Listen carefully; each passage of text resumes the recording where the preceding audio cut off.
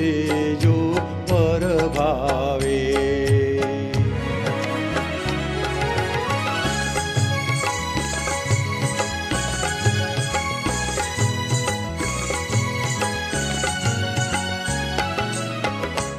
ગમે તેવા જ્ઞાની હોય પણ વ્યવહારને માન્ય કરે.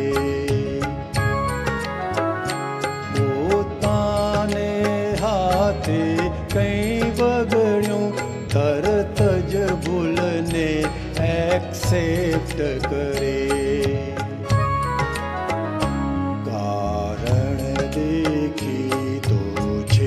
વ્યવહાર છે લૌકિક સત્ય સજીવ ભાવે. કોઈનો ચેતન સંકલ્પ છે ત્યાં પોઝિટિવ ભાવ જ પુરાવે.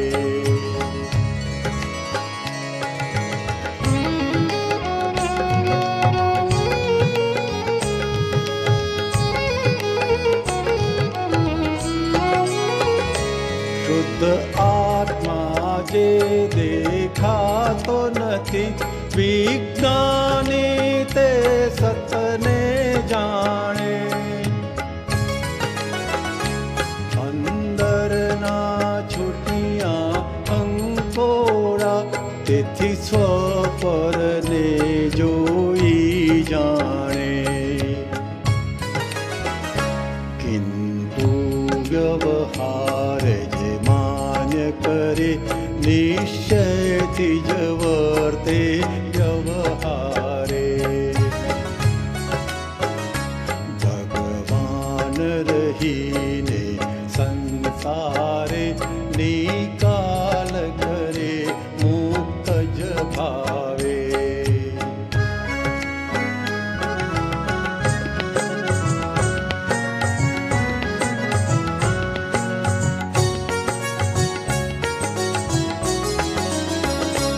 મિથ્યાત્વે સચોટ કર્યો વ્યવહાર મજબૂત ચણ્યા ભ્રાંતિ પાયા. અહીં વૈશ્વિક સર્વે સુખ આભાર સમજો વિનાશી મૃગ છાયા. નિશ્ચય જો પ્રાપ્ત થયો આત્મે છૂટવાની સુજમય બતલાવે. પોલીસનું વોરંટ આવ્યું જો એક્સેપ્ટ કરીએ ઉકેલ આવે.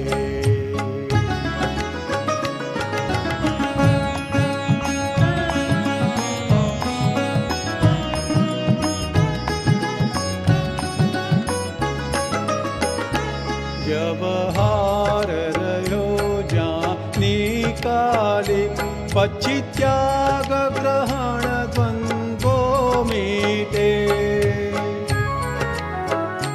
મમતા શક્તિને અહમ ત્યાગે કેવળ ગૃહિતાત્મ સુખ મિલે. વ્યવહાર હજુ જે બાકી છે હિસાબ ચૂકવ નાયક ભાવે. જે કંઈ બની ગયું છે વ્યવસ્થિત એક્ઝેક્ટ ગણ્યું દ્રષ્ટા ભાવે.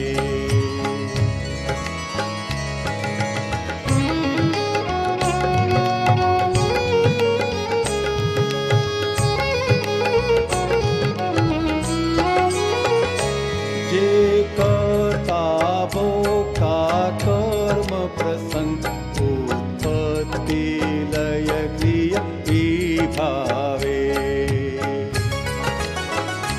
નિશ્ચય શુદ્ધાત્મા અકર્તા ઉદગલ કરતા છે વ્યવહારે.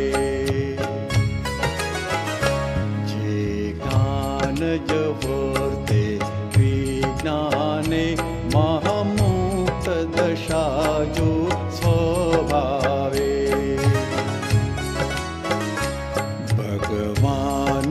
समझी गावा मान मुक्ति सुख पद आत्म भावे।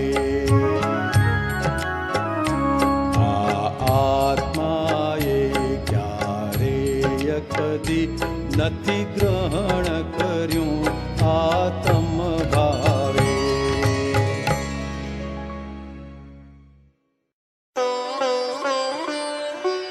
चैप्टर 59। क्या विषय विष है या विषय में निडरता विष है?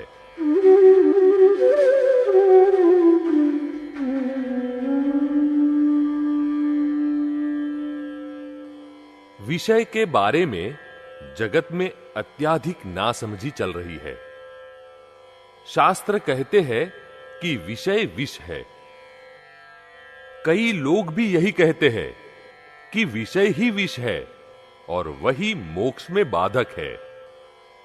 दादा भगवान अकेले ही यह कहते हैं, विषय विष नहीं है, पर विषय में निडरता ही विष है। इसलिए विषयों से हमेशा डरे, निडर न बने। निडर कब रह सकते हैं? कि जब 2-3 सांप आ रहे हो और आपके पैर नीचे हो और आपको डर न लगता हो तो पैर नीचे रखिए।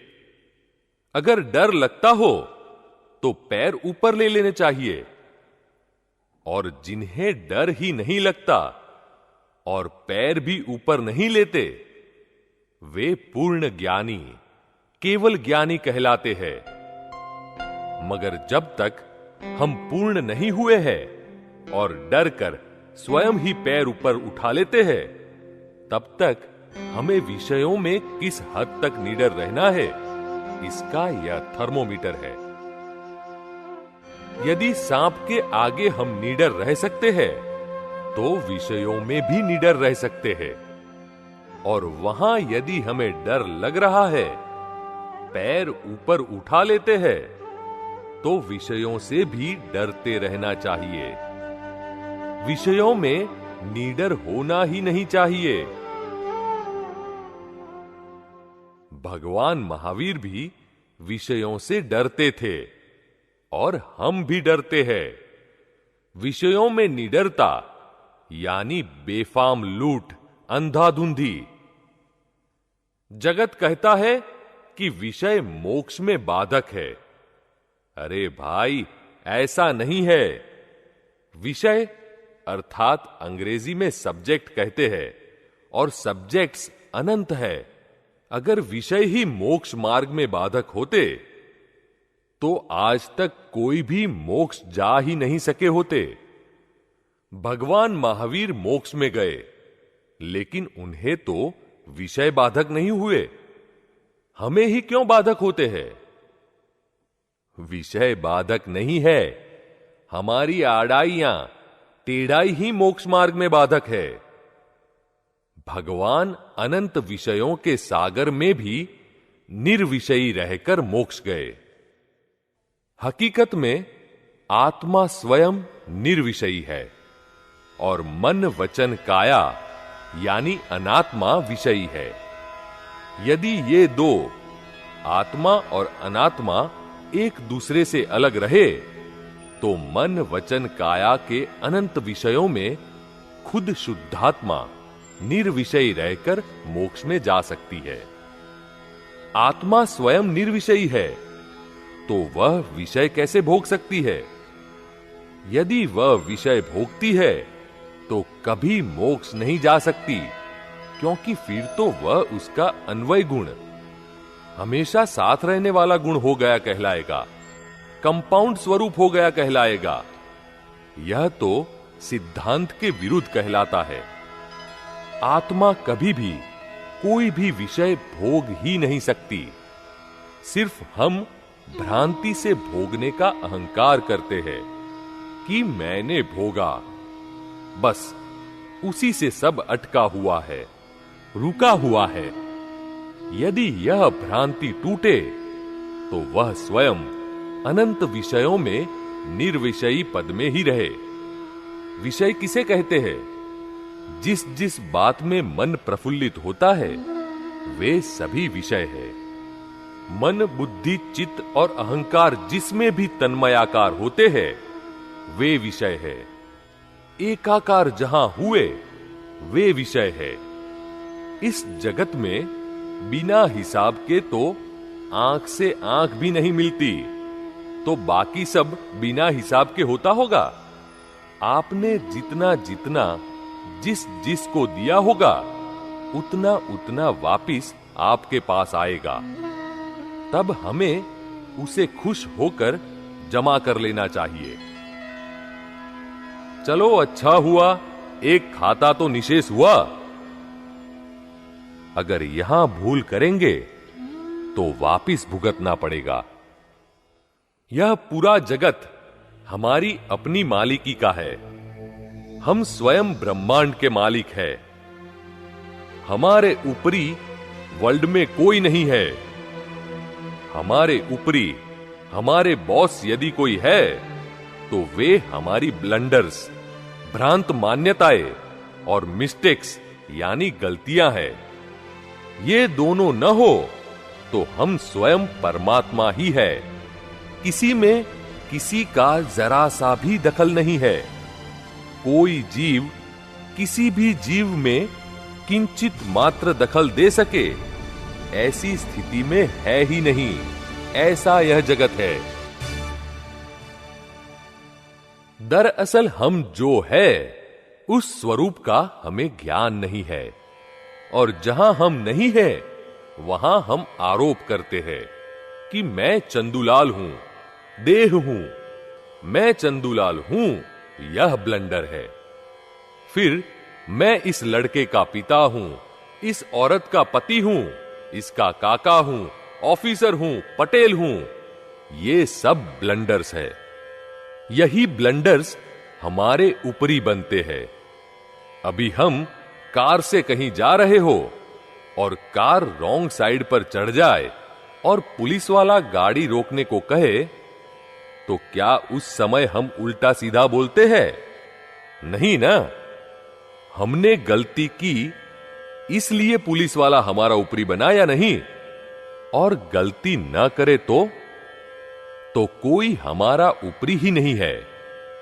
ऐसी तो असंख्य गलतियां होती है और वे ही हमारी ऊपरी बनती है, वरना हम स्वतंत्र ही है। अब ये ब्लंडर्स इंसान स्वयं नहीं तोड़ सकता। यह तो जो स्वयं स्वतंत्र हुए हैं, खुद पार उतरे हैं, ऐसे तरण तारणहार ज्ञानी पुरुष का ही काम है। उनकी कृपा से ही ब्लंडर्स टूटते हैं और स्वरूप की पहचान होती है। फिर मिस्टेक्स हमें अपने आप निकालनी है। हमारी गलतियां जैसे जैसे हमें दिखती जाएगी वैसे वैसे वे अपने आप निकलती जाएंगी। जितनी गलतियां निकलती गई उतने परमात्मा होते गए। अतः ऐसे ज्ञानी पुरुष की खोज में रहे जो आत्मा और अनात्मा के गुणधर्म संपूर्ण तौर पर जानते हो और इन दोनों के गुणधर्मों का पृथक्करण करके, एनालिसिस करके, दोनों का मिक्सचर अलग करके निर्भेड़ शुद्ध आत्मा की हमें पहचान करा सके। तभी हम विषयों के महासागर में निर्विषयी बनकर रह सकते हैं। हाइलाइट्स। यदि सांप के आगे हम निडर रह सकते हैं तो विषयों में भी निडर रह सकते हैं, और वहां यदि हमें डर लग रहा है, पैर ऊपर उठा लेते हैं तो विषयों से भी डरते रहना चाहिए। विषय बाधक नहीं है, हमारी आड़ाइयां ही मोक्ष मार्ग में बाधक है। भगवान अनंत विषयों के सागर में भी निर्विषयी रहकर मोक्ष गए।